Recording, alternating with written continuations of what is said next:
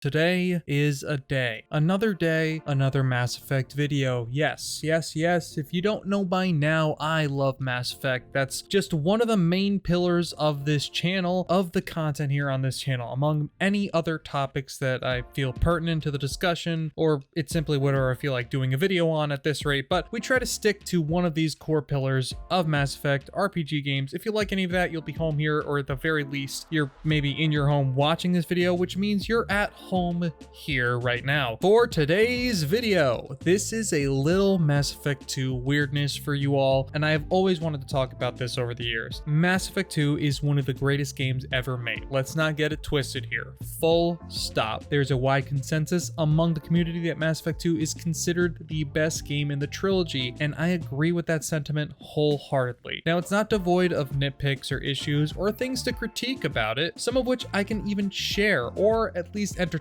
the thought of. And here I'm gonna poke a bunch of holes in one of Mass Effect 2's most confusing moments to me, because we're all thinking about it anyway, or at least if you're like me, you're thinking about it. Obviously, just putting it out there, if you don't know, Mass Effect 2 is over 10 years old now. If you don't want to be spoiled on it, this is not the video for you. Don't say you weren't warned ahead of time, but we're gonna talk about the game with reckless abandon and no thought to any spoilers we may incur upon. So go now if you want to stay ignorant, I guess is the best way to put it. No? I don't know. At this point, I'm gonna assume that you know the plot of Mass Effect 2, which has you assembling a motley crew of experts, misfits, and outcasts in order to go on a suicide mission, in which you may not return from. In Mass Effect 2, you need to head to the Galactic Core to reach the Collector Base, the species that has been abducting the human colonies. Now, to get to the Galactic Core, you need to pass through the Omega-4 relay. No ship has returned from doing so, as you're told. Now, towards the end of Mass Effect 2, you are informed by EDI that the reason that none of the ships that have passed through the relay have made it through is because they have not been recognized by the relay, which, in order to do so, you'll need to acquire a Reaper IFF in order to be able to pass through that Omega-4 relay so that it will recognize the Normandy and allow you to pass through. You're given the location of a derelict Reaper that was disabled a long time ago. The elusive man wants to know why his team stopped reporting in and explains the Reaper IFF is aboard this Reaper. Upon getting the IFF, you also find the Geth, Legion. If you choose to reactivate Legion, which I don't know why you wouldn't reactivate them, you're soon given their loyalty mission, which you can do. At some point, you'll get a notification from EDI that she needs more time to install the Reaper IFF onto the Normandy, as it's taking longer than expected. She tells Shepard to take the shuttle for his or her next mission, as she needs to be sure that she has time to install it with minimal interruptions. After that, Shepard leaves the Normandy, and thus the Collectors attack the Normandy and the entire crew is kidnapped, leaving just Joker and EDI behind after they space all of the attackers. Before I start poking holes in this, let me first just say this. I love this sequence of the game. It's great. A good story, any game story, any movie story, needs to ratchet up the tension and urgency at some point. Mass Effect 2, up until this point in the narrative, is filled with a lot of great character moments, and the story thus far is fairly straightforward, even so. But then the Normandy is attacked, and the crew is taken, and it ups the ante just a bit, and raises the stakes of the narrative. One of the best parts of Mass Effect 2 is choosing to go and get your crew back, immediately, and Shepard saying, "The Collectors took my people. Time to go get them back." That's all badass and awesome, and it really does raise the stakes, and now you're furthermore more invested in the story and the urgency of it. However, the more I've thought about this sequence over the years, the more it just doesn't add up in terms of the writing and leaps in logic you have to make. Every great game or story has them, sure. They have plot holes, they have little inconsistencies here and there, and you could chalk it up to a number of different things, but if anything, you'll see in this video how I just thought way too hard about the sequence, more than I probably should have. First off, let's begin with EDI's simple suggestion. You may want to take the shuttle to your next mission. Let's start with the most obvious question. What fucking mission? What mission could Shepard be going on that's important enough for all of your squad mates to come with you? Think about that for just 1 second. During this assault on the Normandy, none of your squad are there or involved in either getting captured or fighting back during the assault, so the logical conclusion that one makes is they all came with you, which, assuming you recruited everyone at this point, means you have some 13 of you aboard this ship. ship, including the shuttle driver? That's just insane. Where do they go? First, I guess you could say that they just went to do a random mission that is not super consequential to the story, but even if I grant you that, I'll give you that one, right? What mission would have been so important that Shepard needed to have his entire squad on a shuttle to complete the mission? Is Shepard that incompetent that he needs his whole squad? Or did they all just want to come so they felt included? You know, like, hey buddy, hey Garrus, I was gonna leave you on the ship there, but you looked a little lonely. Why don't you come with, you know what? Why don't you come with me too, Grunt? Hey, you know what, Tally? You can also come. Hey, what are you doing, Miranda? Anything? No? Come with us to Jacob? Come on, get on board. You know what? Everybody just come. I don't want anyone to feel left out.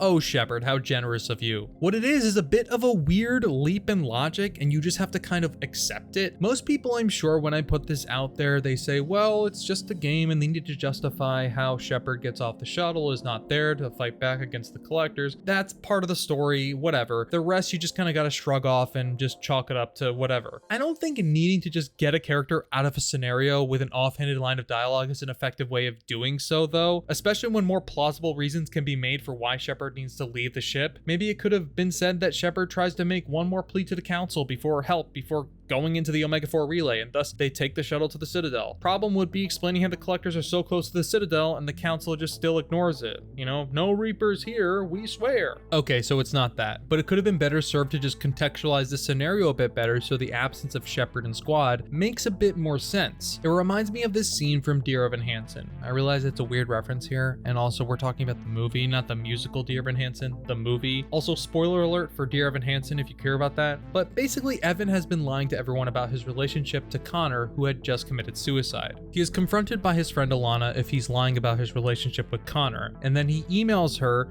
while sitting right in front of her, a very personal note, believed to be Connor's suicide note, to prove to her that he isn't lying, because why would he have that if he was lying? Now, how does this relate to Mass Effect? The point that I am making here is just how it makes absolutely no fucking sense why Evan would email a picture of the note to Alana while sitting across from her when he can just show her the note. And they do this in order to explain how she got access to the photo, and then when she decides to release it online, it results in the climax of the movie where everyone realizes that Evan sucks, because he does suck.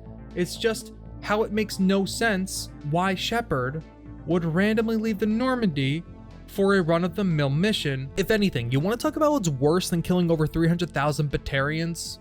Probably still the Batarians, but this is a close second. Characters making weird choices for the sake of plot development never just sits right with me. But I already know the answer to this question, as to why your squad is nowhere to be found in this part of the game. I already know the answer to the question. I'm just being a pain in the ass. When making Mass Effect 2, BioWare probably did this because of the way the story is structured, where you can kind of recruit whoever you want in whatever order you want and not even choose to recruit everyone if you wanted to. They could have realized they couldn't accurately account for who exactly you would have with you by the time of this event. It's similar to how in the Leviathan DLC for Mass Effect 3, EDI and Vega are the only characters that show up. James Vega seemingly out of nowhere, of course, because really, they're the only characters that can't be dead no matter what by this point in Mass Effect 3, or rather in the series. Liara, I suppose, is another character that can't be dead by this point, but really, they went with EDI and James as safe options. I imagine this was the case for Mass Effect 2's very questionable entire squad going on a mission type of scene. A kind of narrative hole that is only permissible because Mass Effect 2's story at this point has been on the back burner in favor of all the characters you're recruiting and their personal stories. And now the stakes have been raised. Even so, I can't help but poke a hole in this part of the game and ask why no real explanation could have been provided for the absence of Shepard's entire team. I think I would have even have accepted that Shepard wanted to treat his or her motley crew of misfits and hooligans and experts to a bit of R&R before the big day, the big old suicide mission day where they go after the Omega-4 relay. Or maybe they could have put in an elaborate multi-part mission that Shepard needed to ship the whole crew away from the Normandy at one point. I don't know, but just to have EDI say, you need the shuttle for this mission, and Shepard is just like, alright bro, yeah, we kinda need that, yeah. Then Miranda has the absolute fucking balls to be like, Joker, you lost the ship and everyone on it? Are you kidding me? My dude is one paper cut away from needing a bone transplant, otherwise known as a bonectomy, which is a major, serious medical procedure that I just made up. It's assumed they were all just not on the ship or able to help, and I think that that's fine. it doesn't break the game nor bother me as much as this video may have you believe it does for me, especially when the final act of the game is just so damn good to this day. I've often thought maybe more could have been exploited here for storytelling, like maybe a few of your squad is taken by the collectors, and that along with the crew even further drives you forward and increases the final urgency. That probably runs into the same issue as we talked about just before about being difficult to account for the numerous permutations of which characters different players may have had, and introduces further variables into the survivability odds of certain characters. But I think it could have been solved by just having specific characters that are kidnapped every time, and your loyalty and speed of accessing the suicide mission determines if they survive or not. For example, imagine Jacob or Miranda and then Garrus or Tally are always kidnapped, depending on who you romanced or spent the most time with, if not, and the rest are incapacitated, knocked out, or with Shepard on his mission. Whatever the hell it was, I realize this method introduces a bunch of new issues, multiple different variables poke holes in this idea. One, why would the collectors capture non-human squad mates? Why not just kill them? I suppose the simplest way to explain that is that the Reapers are interested in Shepard to the point of possibly trying to lure him out and manipulate him into pursuing them out of a false confidence that he can't possibly beat them. Maybe it's a weak reason for such a big power play, but it's something. You could say, what's the point of having this big squad of characters and building your team to then just take them out of the action? I think a small scene where they're able to get away or even rejoin the fight after Shepard saved the rest of the crew could work, and even give them this hardened resolve and even trauma that could be explored in the next game, where they saw firsthand the lengths the Reapers will go to protect their plan of galaxy-wide extermination. Is this even worth getting into all these new variables for, just to save this scene or make it make more sense? Maybe not, and sure, the game has to check more variables to account for these specific scenarios, like did you romance Jacob or Miranda, or how much time have you spent with them? But I would counter that they have no problem randomly sending Javik out of Normandy in Mass Effect 3 no matter what happens, so...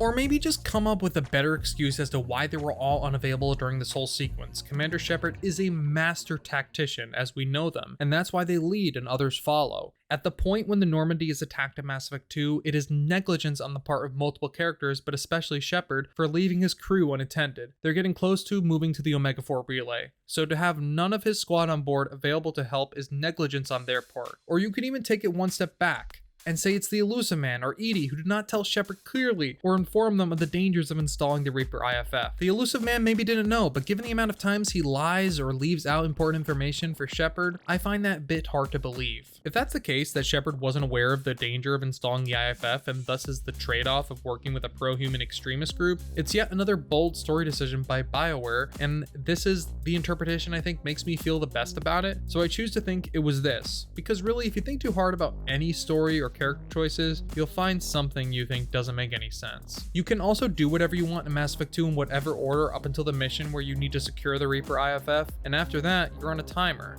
The game gives you enough time to complete Legion's loyalty mission, or if you don't do it, then anything else. Before then, the Normandy gets attacked with no one on fucking board except for the poor defenseless crew. Take too long to save them, they all die. Or, if not some of them. It also doesn't really make much sense. Why would they board the Normandy? The IFF gives away their location, but the collectors / Reapers know Shepard. At one point, they even remarked that the same ship has been dogging him for 2 years, and that can't be a coincidence. And it isn't. But they board, take the crew, and are basically like, come get us, bro. Collectors should have just vaporized the ship. Then when Shepard comes back, they could have been like, bro, what the fuck? How are we gonna stop the collectors now? Harbinger would have been like, yeah, you ain't, get good. The simplest answer here is often the correct one, Occam's razor. BioWare didn't conceptualize this choice or this problem when writing or developing the game, likely because the thought was, well, if Shepard is on a bunch of missions and he just goes on one of them and takes his squad with him, of course. But if you're me and thinking about this way too much, you'd say to yourself, I have a squad of a dozen of the deadliest and best of the galaxy, and they all just came with me on this random mission and weren't available to help the crew not get kidnapped? Listen, if you play Mass Effect 1 and you recruit Garrus, but you never use him in combat, but then in Mass Effect 2 he mentions how he helped you stop Saren, you can suspend some kind of disbelief or reality in your mind and assume just because I didn't take Garrus physically with me, he was there with me canonically. He supported me and he helped. Similarly, if you never use Jacob as a squad mate in Mass Effect 2, canonically, you understand he was there with you and helped you fight the Collectors despite him not actually being there with you the majority of the time. But to assume they all just join you on an unspecified mission seems a bit of a stretch. I almost feel like we're missing a piece of Mass Effect 2 that was just never conceived and very few people care about. And to be clear, you're in the right if you think it's such a small thing that it's not worth as much time as I've given it, but also, It totally was, because I got to make this video and kind of rant for a few minutes here. With that, I hope you consider at least taking the time to roast me in the comments if you didn't like the video, or telling me your thoughts regardless, and maybe giving the video a like or a dislike as well. Of course, if you like this type of content or discussion-based game videos, subscribe and we'll talk more about other games, or maybe we'll just vibe. Nothing like a good vibe, am I right? But that's all I have to say on this for now, and thanks again for watching and listening to my rant, and I'll talk to you all soon.